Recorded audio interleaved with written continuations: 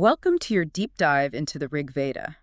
We're exploring one of the oldest sacred texts in the world, a collection of ancient Indian hymns thought to have originated between 1500 and 1200 BCE. It's a rich tapestry of poetry, philosophy, and ritual, offering us a fascinating glimpse into a worldview that's both familiar and strikingly different from our own. Right, and we're not just skimming the surface here, we're going deep. We've got a stack of excerpts focusing on the deities invoked, the themes explored, and what this tells us about the beliefs and practices of the people who composed these hymns. We're talking about a time when the natural world was infused with divine presence. And these hymns were a way to connect with these powerful forces that shaped their lives. Okay, so we've got a bunch of hymns about different gods, a whole pantheon. Where do we even begin to unpack something this massive? The sheer number of deities can seem overwhelming at first, but think of it as a way of understanding the complexity of their world. Each god represented different aspects of the natural world and human experience: the sun, fire, wind, war, cosmic order, and so on. So it's like each deity served a specific purpose, playing a role in the grand scheme of things. Exactly. It's not just about worshiping these gods. It's about understanding their powers and seeking their favor through hymns, rituals, and right living. All right, I'm ready to meet these gods. I'm seeing a lot of hymns dedicated to Agni. He seems to be a pretty popular guy. He is. Agni is the god of fire, and fire, of course, was essential for their very existence, for warmth, cooking, and even for communicating with the gods through sacrificial offerings. So it's not just the physical flame, it's symbolic of something much deeper, right? Precisely. Fire is this powerful force that can both create and destroy, transform and purify. And Agni, as the god of fire, embodies this transformative power. I see. It's like he's a bridge between the earthly and the divine. That's a great way to put it. He carries the sacrifices and prayers of humans up to the heavens, and in turn, he brings down the blessings of the gods to the mortal realm. Wow, so he's like the ultimate intermediary. And his importance is reflected in the sheer number of hymns dedicated to him. You'll find him invoked at the beginning of many ceremonies and rituals, as if to set the stage for a successful connection with the divine. All right, Agni, we gotcha. Now, speaking of powerful deities, I'm also saying a lot about Indra. Ah, Indra. Now he's a force to be reckoned with. The god of thunder and war, known for his might, his love of Soma, and his epic battles against forces of chaos. Okay, he definitely sounds like a major player.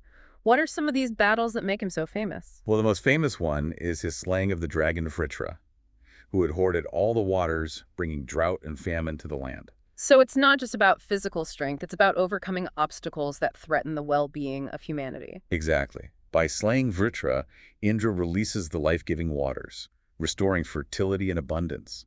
It's symbolic of his role as a protector, a warrior god who defends cosmic order against forces that seek to disrupt it.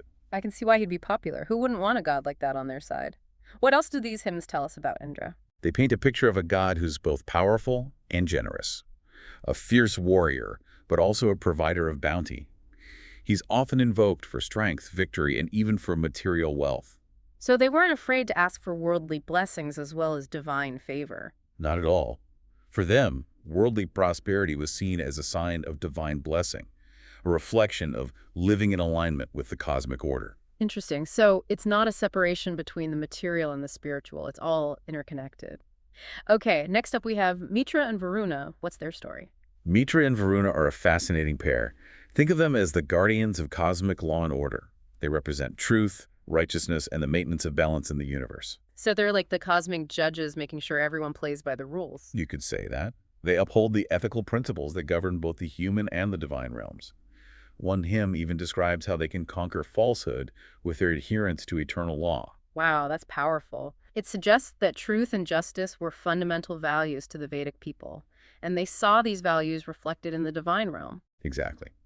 And this emphasis on truth and righteousness is closely tied to the concept of rita, which is the cosmic order, the underlying principle that governs everything in the universe.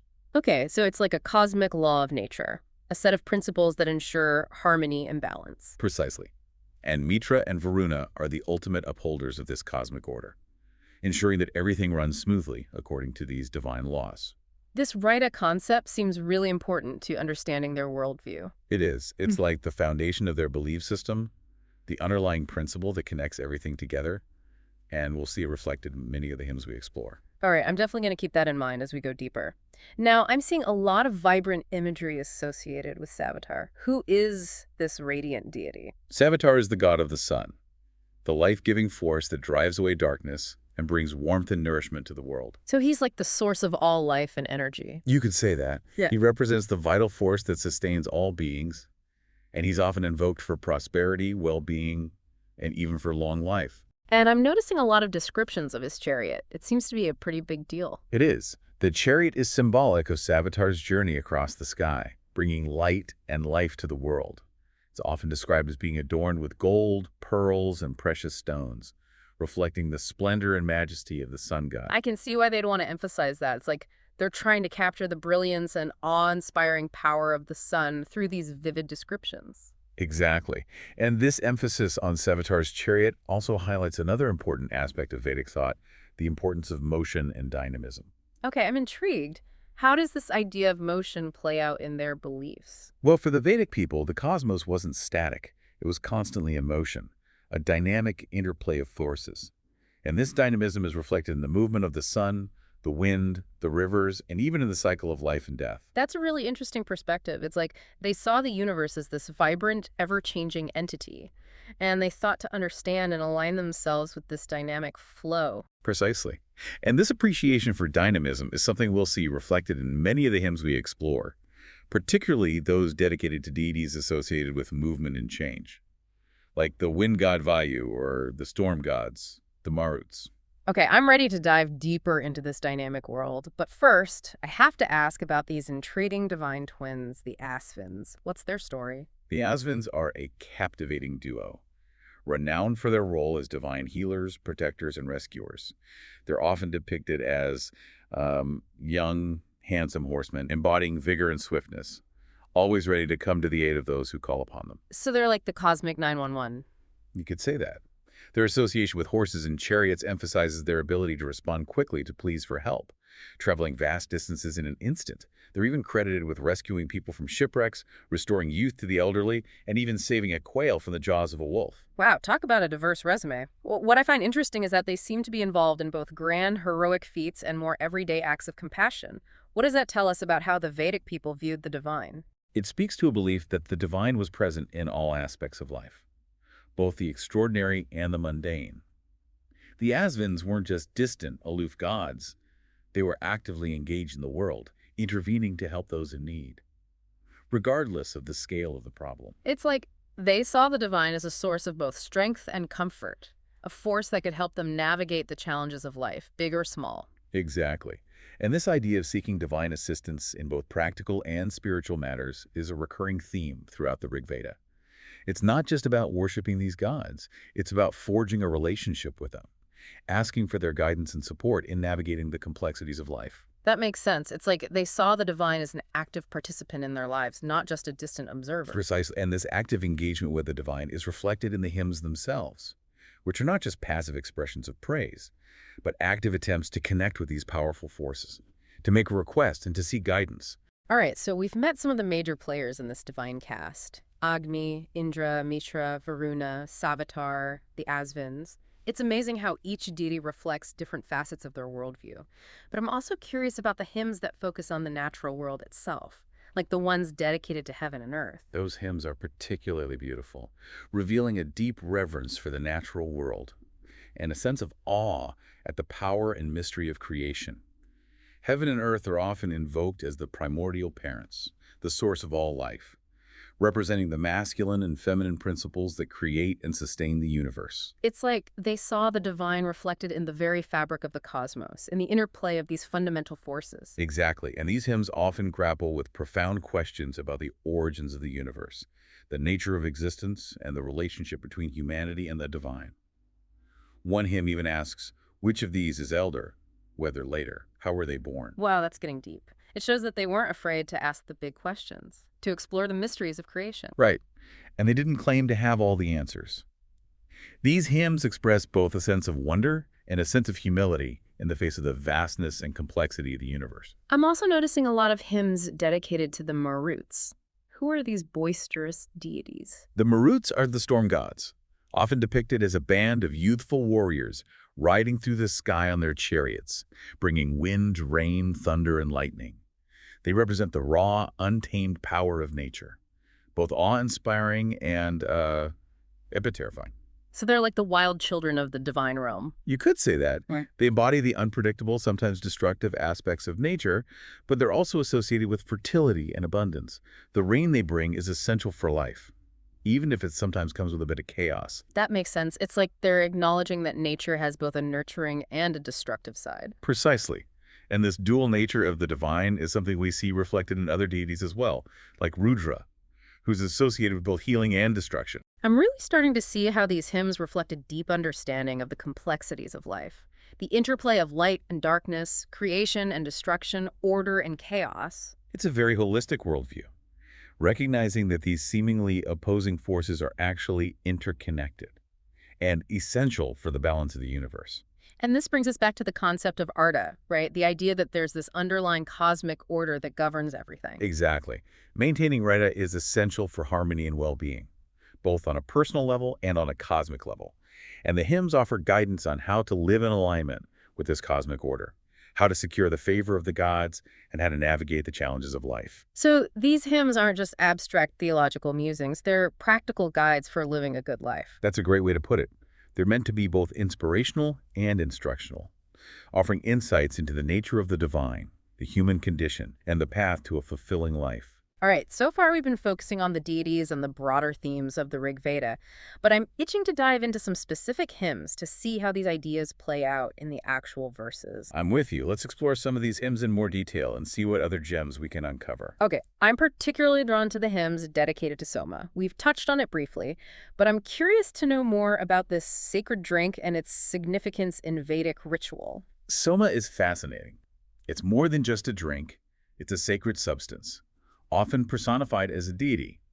That's believed to bestow vitality, inspiration, and even spiritual enlightenment. So it's like a key to unlocking higher states of consciousness. You could say that. The hymns describe Soma as being pressed from a plant and then offered to the gods, but they also speak of Soma as a divine being, a source of cosmic energy and creative power. I'm seeing a connection here to the idea of motion and dynamism that we talked about earlier. It's like Soma represents this vital force that animates the universe. That's a great observation. And the hymns dedicated to Soma are often ecstatic and visionary, filled with imagery of soaring through the heavens, communing with the gods, and experiencing heightened states of awareness. Wow, that sounds intense. It's like they're trying to capture the experience of transcendence through these hymns. Exactly. And the Soma ritual itself seems to have been a way of accessing this transcendent realm, of connecting with the divine on a visceral level. It's amazing how these hymns can transport us across millennia, giving us a glimpse into these ancient rituals and beliefs. It is. And while we may not fully understand the Soma ritual or the exact nature of the Soma plant, the hymns still convey a sense of awe and reverence for this sacred substance and its power to connect humans with the divine. Okay, now I have to ask, do we know what plant they used to make Soma? That's a mystery that scholars have been debating for centuries. There are many theories, but no definitive answer. Some believe it was a type of mushroom. Others suggest it was a plant native to the Himalayas. But the exact botanical identity of Soma remains elusive. That just adds to the intrigue. It's like Soma is this lost secret of the ancient world. And perhaps that's part of its allure.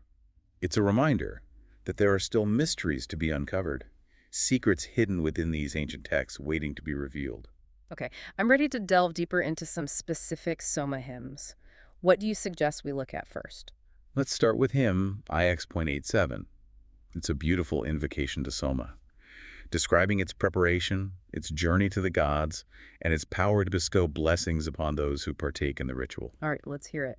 I'm ready to be transported back to the world of the Rig Veda. This hymn is incredible. It's like we're witnessing the Soma ritual unfold before our very eyes.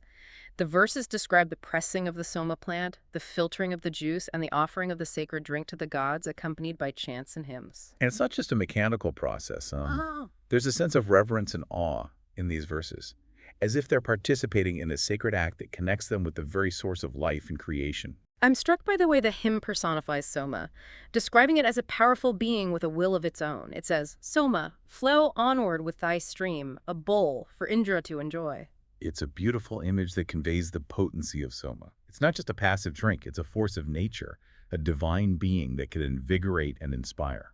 And the hymn goes on to describe the effects of Soma on both gods and humans, saying, "He makes us strong to look upon the sun, he slays the demons, he destroys the foes." It's a reminder that for the Vedic people, the divine wasn't just a distant, abstract concept. It was a tangible force that could influence their lives in very real ways. Soma, in this context, becomes a conduit to that divine power, allowing them to tap into its strength and protection. This hymn is really giving us a glimpse into the heart of Vedic spirituality. It's not just about following rules or performing rituals. It's about experiencing a direct connection with the divine, a sense of awe and wonder, and a feeling of empowerment. That's a beautiful way to put it. And this theme of seeking a direct, personal experience of the divine is something we see reflected in many other hymns as well, even those that aren't directly about Soma. All right, I'm ready to explore another facet of the Rig Veda. We've talked about the importance of sacrifice, but I'm curious to know more about the specifics of this practice. What kind of things did they sacrifice, and what was the significance of these offerings? Sacrifice was a central aspect of Vedic ritual, a way of communicating with the gods, expressing gratitude, seeking their favor, and maintaining the cosmic order. The offerings varied depending on the occasion and the deity being invoked, but they often included things like grain, milk, butter, and even animals. I can see how offering these essential resources would be a way of acknowledging the god's role in providing for them. Exactly. It's a recognition of the interdependence between humans and the divine. The gods provide the rain, the sunshine, the fertile soil. And in return, humans offer a portion of their bounty as a sign of gratitude and respect. And were animal sacrifices always a part of these rituals? It seems like a pretty intense practice. Animal sacrifices were reserved for special occasions, and they were performed with a great deal of care and ritual precision. The animal was seen as a sacred offering, a symbol of life and vitality, and its sacrifice was believed to nourish the gods and strengthen the bond between the human and divine realms. It's a reminder that the Vedic worldview was very different from our own, with a different understanding of the relationship between humans and animals. Absolutely. It's important to approach these texts with cultural sensitivity and a willingness to understand their beliefs within their own context. Okay, so we have food offerings, animal sacrifices.